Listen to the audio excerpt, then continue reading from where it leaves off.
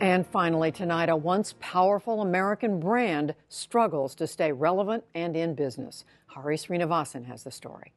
For decades, Eastman Kodak dominated the world of film photography with its iconic yellow boxes of film.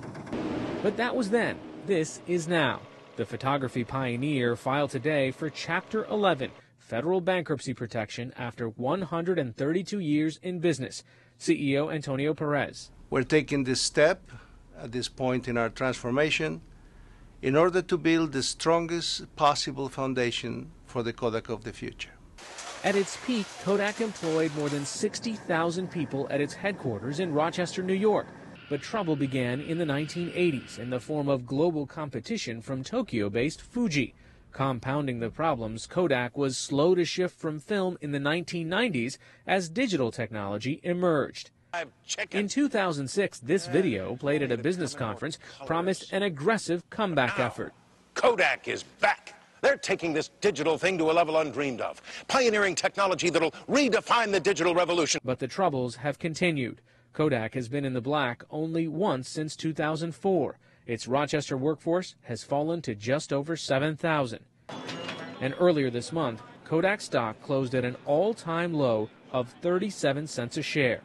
In a final blow, the company was unable to sell some 1,100 patents in a bid to raise cash. Even so, a message today on the corporate homepage declared it's still business as usual while Kodak tries to reorganize. For more now, we turn to Julie Phillip, news director of WXXI Public Television in Rochester, New York, where Kodak is headquartered. Thanks for being with us. You're welcome. Good to see you. So, first question is, why now? Was there a particular event that forced Kodak to declare Chapter 11?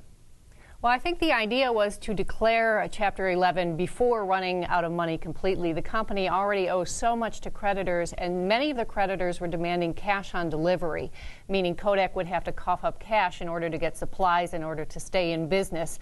And that cash was running low. They wanted to have enough to play around with during bankruptcy, so they declared it in the middle of the night last night. So some analysts that are covering the company are also wondering what took you so long, that this has been a very long and slow and painful decline, right? It sure has. As you mentioned in your report, in 1982 in Rochester, Kodak employed 62,000 people. I think that number is actually below 7,000 now. The company is not confirming that. So over 25 years, they have shed an awful lot of employees and a lot of businesses. Now, on the one hand, the company was excellent at marketing in the sense that it's a household name. And when we think of Kodaks, we think of photographs. What did they crucially miss? There are a lot of armchair quarterbacks these days pointing at different things Kodak could have done differently. Obviously, their slowness to adapt digital is a big one. They actually invented the digital camera, but kind of stashed it away. Reports show that they were afraid others would see it, and they were still making so much money off film that they decided to hold off on that invention and keep the cash rolling in, and it was just too hard to turn a 100-year-old company around quickly enough. And let's talk a little bit about the relationship that Kodak has with Rochester. In some ways, it was a company town, and Kodak was the company.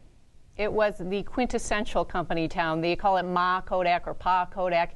People really thought this company was going to take care of them, and it did for a very, very, very long time. Their benefits are unmatched in today's workforce. And people really depended on it for their livelihood. It's very difficult to find anyone in Rochester, unless they've just moved here, who does not have some connection, either a family member or a business connection to Kodak. Everybody has some connection to the company. Because the decline has taken such a long time, there are probably a lot of ripple effects. I mean, it's not that the doors closed in one day and everybody was out of a job. What are some of the other impacts how has Rochester changed over time as Kodak has gotten smaller? Actually, there have been some really positive impacts because Kodak is really behind so many of the major educational, cultural, philanthropic institutions that are still going fairly strong. They're much smaller these days, perhaps, but they were started by Kodak or the Kodak employees. So it's had a really positive impact. And on top of that, many of those employees who left the company took information, ideas, learning with them, and they're starting new high-tech startups. So we have a lot of smaller high-tech startups that are connected to Kodak ideas and Kodak people. So they've left a positive impact, though a much leaner, meaner, smaller impact than the big Kodak days. And so if the company ends up having to close its doors, 6,000 people out of work would still have would put a strain on Rochester. It's still one of Rochester's larger employers, by no means the largest anymore. So yes, there will be, we anticipate there will be some layoffs as part of this bankruptcy proceeding, and that will put a strain on some of the services in the community, yes. And what about the folks who are receiving retirement pensions? Did they get any information today? They're nervous. They were not mentioned in the statement released by Kodak. The general expectation is pensions are fairly safe, that Kodak has enough money to pay for those, and that money can't really be touched during bankruptcy proceedings. There's some concern that pensions could be frozen for a little while, and there could, maybe not be able to withdraw from them. But overall, the pensions are fairly safe.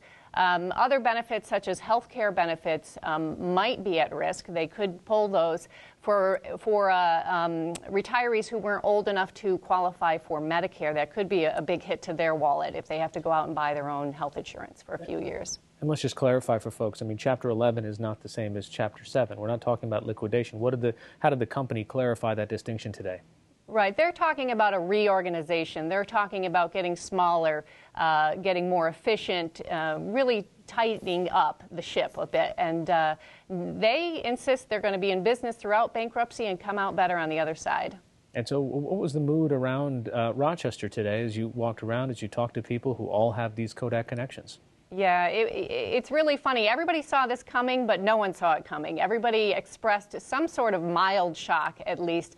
A lot of sadness, some anger, some bitterness, particularly directed to some of the CEOs who came and went during the transformation, took away their golden parachutes and didn't make things better for Kodak. So it's a lot of sadness, I guess, would be the biggest emotion that we've been hearing. All right, Julie Phillip, news director at WXXI in Rochester. Thanks so much for joining us. You're welcome.